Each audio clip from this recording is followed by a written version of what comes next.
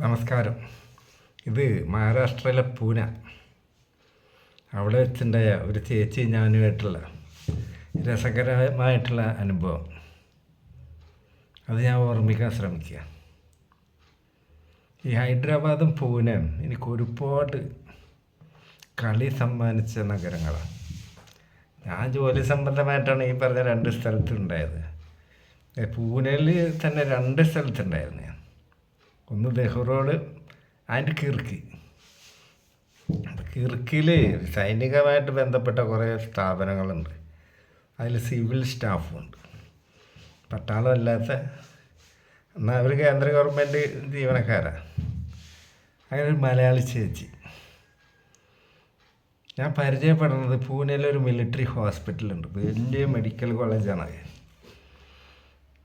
അവിടെ ഞാനൊരു ആവശ്യത്തിന് വേണ്ടി പോയതായിരുന്നു.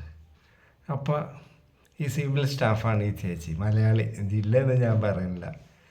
അവരവിടെ വന്നതാണ് ഡോക്ടറെ കാണാൻ. അപ്പോൾ അവിടെ പൊതുവെ മിലിറ്ററി ഹോസ്പിറ്റലാണല്ലോ, ഒക്കെ ആൾക്കാരാണ്, സിസ്റ്റർമാരും അതേപോലെ ഡോക്ടർമാരും ഒക്കെ. അപ്പോൾ ഇവരും ഡിഫൻസിൽ ബന്ധപ്പെട്ട സ്റ്റാഫാണല്ലോ. അപ്പോൾ അവരവിടെ വന്ന് ട്രീറ്റ്മെൻറ്റിന് മോപ്പിലൊക്കെ കാണിച്ച് എന്തോ കുറച്ച് നേരം അവർക്ക് അവിടെ ഇരിക്കേണ്ടി വന്നു. അപ്പോൾ എനിക്ക് അവിടെ നിന്ന് ഒരു സർട്ടിഫിക്കറ്റ് കിട്ടേണ്ട ആവശ്യമുണ്ടായിരുന്നു. അപ്പോൾ ഇവരും ഞാനായിട്ട് അവിടെ നിന്ന് പരിചയപ്പെട്ട്. അതിൻ്റെ ഇടയ്ക്ക് ഞാൻ ഒരു കാര്യം പറയാം. നമ്മളൊരാളെ പരിചയപ്പെടുമ്പോൾ അവരാരാണ് എന്താണെന്ന്, പ്രത്യേകിച്ച് സ്ത്രീകളാണ്, എനിക്ക് വേഗം മനസ്സിലാവും. ചില സ്ത്രീകൾക്ക് തിരിച്ചും അങ്ങനെയുണ്ട്. പിന്നെ ഈ പരിപാടി കള്ളവെടിക്കൊക്കെ പെണ്ണുങ്ങൾ പോണതിൽ കാമം മാത്രമല്ല അതിൻ്റെ അടിസ്ഥാന ഘടകം. അവർക്കൊരു ത്രില്ല്, ഒരു ക്യൂരിയോസിറ്റി. അതായത് ഇപ്പോൾ ബസ്സിലൊക്കെ വെച്ച് ഇങ്ങനെ ആണുങ്ങൾ പെണ്ണുങ്ങളെ തൊടൂല, അല്ലെങ്കിൽ ഒളിഞ്ഞു നോക്കുന്നുണ്ട്, പുളിസിയും കാണല്. ഇതൊക്കെ ഇതിൻ്റെ വകഭേദങ്ങളാണ്. അതായത് അതിൻ്റെ ക്ലൈമാക്സാണ് മറ്റൊരാളെ കൊണ്ട് കളിപ്പിക്കുക. അത് കളീൻ്റെ സുഖമല്ല അവർക്ക് മെയിൻ. അതുകൊണ്ട് പക്ഷെ അവർക്ക് ത്രില്ലാണ്, ഡിഫറെൻ്റ് ആൾക്കാരെ കൊണ്ട് ചെയ്യിപ്പിക്കുക. അതൊരു ക്യൂരിയോസിറ്റി. അവൻ്റെ എത്രത്തോളം ഉണ്ടാവും, മറ്റവരെ എങ്ങനെ ഉണ്ടാവും. പിന്നെ ഞാൻ വീണ്ടും പറയണം, സ്ത്രീകൾക്ക് പുരുഷന്മാരുടെ ലൈംഗിക അവയവം കണ്ട അറപ്പാണെന്ന് ഡോക്ടർ അനിതാമണി എപ്പോഴും ഇങ്ങനെ പറയും. അത് വെറുതെ. നമ്മളെ സാധനമൊക്കെ കണ്ട് ടാർഗറ്റ് ചെയ്ത ആൾക്കാർ വേറെ ഉണ്ട്. ഞാനിപ്പോൾ ഒരു വീഡിയോ ചെയ്തിരുന്നു. ഇനിയുമുണ്ട് അനുഭവങ്ങൾ. അത് കണ്ടുമുട്ടിയാൽ, അത് കണ്ടു കഴിഞ്ഞാൽ ഇവർക്ക് എല്ലാ സംഭവങ്ങളും ഇഷ്ടപ്പെടും. സ്ത്രീകൾക്ക് ദർശന സുഖമൊക്കെ ഉണ്ട്, പക്ഷെ അതല്ല മെയിൻ. അവർക്ക് സ്പർശനത്തിലൂടെയാണ് സുഖം. നമ്മൾ വിഷയത്തിൽ നിന്ന് തെന്നിപ്പോകണ്ട. അപ്പോൾ ഹോസ്പിറ്റലിൽ വെച്ച് പരിചയപ്പെട്ട് ഓപ്പണായിട്ടുള്ള സംസാരം. കുറച്ച് നേരം അവിടെ ഇരിക്കുമ്പോൾ തന്നെ എല്ലാ കാര്യങ്ങളും തുറന്ന് പറഞ്ഞ ഒരു ടൈപ്പ് തൻ്റെടി. അപ്പം ഞാനിവരെ സ്കെച്ച് ചെയ്ത് കൂടുതൽ സോഷ്യലായാലും ഓപ്പണായാലും ചിലപ്പോൾ കാലകത്താൻ മടി ഉണ്ടാവില്ല. അതെൻ്റെ എക്സ്പീരിയൻസാണ്. Not the point. കൂടുതൽ സോഷ്യൽ മൈൻഡ്, ഓപ്പൺ മൈൻഡ്, കാര്യങ്ങൾ തുറന്ന് പറയാനുള്ള ഒരു നിഷ്കളങ്കത, ഇങ്ങനെയുള്ളവരെ പെട്ടെന്ന് കളിക്കാൻ കിട്ടും. My experience. വേറുള്ളവർക്ക് എങ്ങനെയാണെന്ന് അറിയില്ല. അപ്പോൾ ഇവരുടെ ഹസ്ബൻഡ് ഉത്തർപ്രദേശിലാണ്, അവിടെയാണ് ജോലി. ഇവരിവിടെ രണ്ട് കൊമ്പത്ത്, രണ്ടാമത്തെ ചാൻസ്. നല്ല ഭംഗിയുള്ള, നല്ല ഹൈറ്റ്, വെളുത്തിട്ട് ചുരുണ്ടുള്ള മുടി. കൂടുതൽ അടയാളം പറയല്ല, ആളെ ഐഡൻറ്റിഫൈ ചെയ്യും ആരെങ്കിലുമൊക്കെ. അന്ന് സാരിയാണ് ഉടുത്തേക്കണത്. അപ്പോൾ ഞാൻ ചോദിച്ചു, നിങ്ങളെ സാരി ഉടുത്തിട്ട് നല്ല ഭംഗിയുണ്ട്, നിങ്ങളുടെ സാരിയാണ് ഉടുക്കലെന്നൊക്കെ ചോദിച്ചു.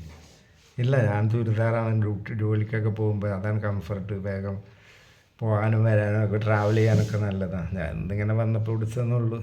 സാരി കുറേ വീട്ടിൽ സ്റ്റോക്ക് ഇരിക്കുകയാണെന്നൊക്കെ പറയും. ഒരു ചോദ്യം ചോദിച്ചതിന് ഒരുപാട് ഉത്തരം. അതായത് ഒരു പൂ ചോദിച്ചാൽ പൂക്കാലം തരേണ്ട ചേച്ചി. അങ്ങനെ ഞാനിവരോട് പറഞ്ഞു, എന്നാൽ നമുക്കൊപ്പം ഇറങ്ങാൻ പറഞ്ഞു. അപ്പോൾ എൻ്റെ പേര് വിളിച്ച് എനിക്ക് കിട്ടേണ്ട കടലാസ് കിട്ടി, അവരതും കഴിഞ്ഞ്. പിന്നെ ഇനി എന്ത് വേണം കമ്മുണ്ണി എന്നുള്ള. എനിക്കിതിനാണ് വേറിടാനും പറ്റില്ല. അന്ന് ഈ മൊബൈൽ നമ്പറൊന്നും ഇല്ലല്ലോ. ഇപ്പം എല്ലായിടത്തും മൊബൈൽ ഫോണിൻ്റെ നമ്പർ മേടിച്ചാൽ തീർന്ന് പിന്നെ നമുക്ക് കോണ്ടാക്ട് ചെയ്യാം.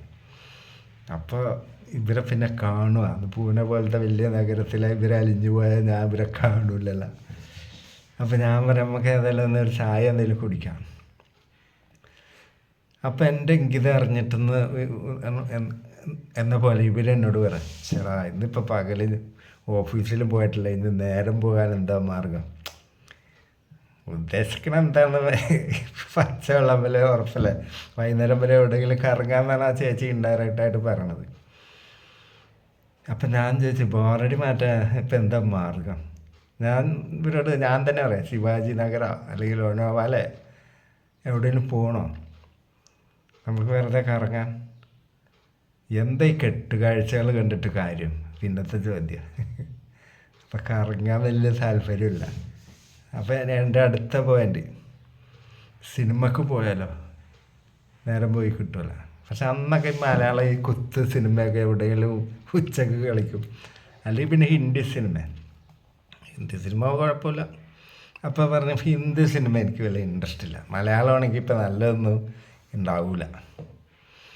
അപ്പം ഞാൻ ചോദിച്ചു പിന്നെന്താ വേണ്ടത്? നിങ്ങൾക്ക് നേരം പോവുകയും വേണം, നിങ്ങളുടെ വീട്ടിൽ പോയാലോ നമുക്ക് നേരം സ്പെൻഡ് ചെയ്യാമല്ലോ, വർത്തമാനം പറഞ്ഞിരിക്കുക, എന്തും ചെയ്യാമല്ലോ, ഒരു പ്രൈവസി ആയി നഗരത്തിലെ തിരക്കുന്നതെന്ന് ഒഴിയുകയും ചെയ്യാം. അപ്പോൾ ഇവർ താമസിക്കുന്ന സ്ഥലമൊക്കെ എന്നോട് കറക്റ്റ് പറഞ്ഞു, വളരെ പ്രൈവസിയാണ് അവിടെ. പിന്നെ ഇവിടുത്തെ പോലെ അപ്പുറത്തെ വീട്ടിൽ ആരാ വന്നതെന്ന് നോക്കണ ആൾക്കാർ ഇല്ല. ഞാൻ അവിടെ ഫ്ലാറ്റിൽ ഏതെങ്കിലും മലയാളി തെണ്ടി ഉണ്ടെങ്കിൽ അവൻ പാളി നോക്കും, ആ മറ്റവൾ ആരെയും കൊണ്ടുവന്നിട്ടുണ്ടെന്ന് പറയും. വേറുള്ളവർക്ക് അതിന് നേരവുമില്ല, ആ പരിപാടിയുമില്ല അവിടെ, അന്നില്ല, ഇന്നിപ്പം എന്താണെന്ന് അറിയില്ല. അപ്പോൾ ഇവർ പറയാതെ എന്നോട് പറയാണ് കറങ്ങാൻ താല്പര്യമില്ല, സിനിമക്ക് പോകാൻ താല്പര്യമില്ല, ഇവർക്ക് നേരം പോകാൻ വേണം. പിന്നെ ഉള്ളത് എന്താ, എൻ്റെ കയ്യിൽ അതിനുള്ള ആയുധമുണ്ട്. ഞാൻ അവരുടെ വീട്ടിൽ അവരൊപ്പം കയറുക. അപ്പോൾ എന്തെങ്കിലും കഴിച്ചിട്ട് പോകാറ്. ഞങ്ങൾ ഫുഡ് കഴിച്ച് പോയി. വീട്ടിൽ ചെന്ന് ഒപ്പം നിന്ന് ഞാൻ പറഞ്ഞു നിങ്ങളും ഞാനൊക്കെ ഒരേ ഹൈറ്റാണെന്നൊക്കെ പറഞ്ഞിങ്ങനെ തൊട്ടടുത്തൊക്കെ നിൽക്കുമ്പോൾ നല്ലൊരു മണം, പിന്നെ നല്ല വെളുത്തത് ചുരുളം മുടി, ഹൈറ്റൊക്കെ സെയിമാണെന്നൊക്കെ പറഞ്ഞാൽ ഒന്നും കൂടി അടുത്ത് നിന്ന്. എന്നിട്ട് ഞാൻ പറയാം ഈ നെറ്റിമേൽ ഒരു ചുംബനം തരാൻ തോന്നുന്നുണ്ട്. അതിനെന്താ നീ ചുംബിച്ചെന്ന് പറയും. എന്തെങ്കിലും പ്രായം ഉണ്ടായിരിക്കും, കുറച്ച് ഒരു 5-8 വയസ്സിന് മൂത്ത. ഞാൻ കയറിയാണ് ചുംബിച്ച്. കാരണം ഇത്രയും പറഞ്ഞ സ്ഥിതിക്ക് പിന്നെ ചോയ്സ് തരുവാന്നൊന്നും ചോദിക്കേണ്ട ഒരു കാര്യം അവിടെ, അതിൻ്റെ ഒരു ആവശ്യകത അവിടെ ഇല്ല. പിന്നെ നേരെ ചുണ്ടാണ് ലോക്ക് ചെയ്ത് ഫ്രഞ്ച് മോഡൽ. പിന്നെ ഡോറ് നല്ലോണം ക്ലോസ് ചെയ്ത് പിന്നെ ഇവരുടെ ഡ്രസ്സൊക്കെ സാരിയും എല്ലാ ഡ്രസ്സും ഞാൻ അഴിച്ച്. പിന്നെ അവരുടെ സഡ്ഡി മാത്രമായിട്ട് എനിക്ക് കാണുന്നു, അതൊരു വീക്ക്നെസ്സാണ് എനിക്ക്. അങ്ങനെ ബെഡിൽ കൊണ്ടുപോയി കിടത്തി ഞാൻ അവരെ ചുരുക്കം പറഞ്ഞാൽ എനിക്ക് പിറ്റേ ദിവസം ഡ്യൂട്ടിയില്ല, അന്നുമില്ല. ഞാൻ തിങ്കളാഴ്ചയാണ് അവിടെ നിന്ന് പോകുന്നത്. അതായത് ഒരു ശനി ഞായറുമാണ് ഇത് അടുപ്പിച്ച്. ഞായറാഴ്ച അവൾക്ക് ഓഫീസില്ല, ശനിയാഴ്ചയാണ് ഈ സംഭവം. അവളുടെ വീട്ടിൽ ഞാൻ കയറി കൂട്ടുന്നത്. അന്ന് ഉച്ച കഴിഞ്ഞാൽ അവിടെ എത്തണം. അന്ന് രാത്രി പിറ്റേ ദിവസം നല്ലോണം കൊടുത്ത്. അപ്പോഴാണ് ഞാൻ ഈ പരിപാടി എടുക്കുന്ന പെണ്ണുങ്ങളുടെയൊക്കെ മനസ്സ് വായിക്കും, അല്ലെങ്കിൽ അവരോട് ചോദിച്ച് മനസ്സിലാക്കും. അപ്പോൾ അവരെന്നോട് പറയും എനിക്ക് സെക്സ് ഭയങ്കര താല്പര്യമാണ്, പക്ഷേ എല്ലാവർക്കും ഒന്നും ഞാൻ സമ്മതിക്കില്ല. എൻ്റെ ഹസ്ബൻഡ് മാത്രമൊന്നുമല്ല കളിക്കണത്, എല്ലാവർക്കും ഞാൻ ഇതാവില്ല. സേഫായിരിക്കണം, വിശ്വസിക്കാൻ പറ്റണം, രോഗങ്ങൾ വരരുത്, ഇതൊക്കെയാണ് എൻ്റെ. പിന്നെ എനിക്ക് കളിക്കണത് ഒരു ത്രില്ലുമാണ് പറഞ്ഞത്, നോട്ട് ദ പോയിൻ്റ്. അതാണ് മിക്ക പെണ്ണുങ്ങളും ആണുങ്ങളും ത്രില്ലിനാണ് കളിക്കണത്.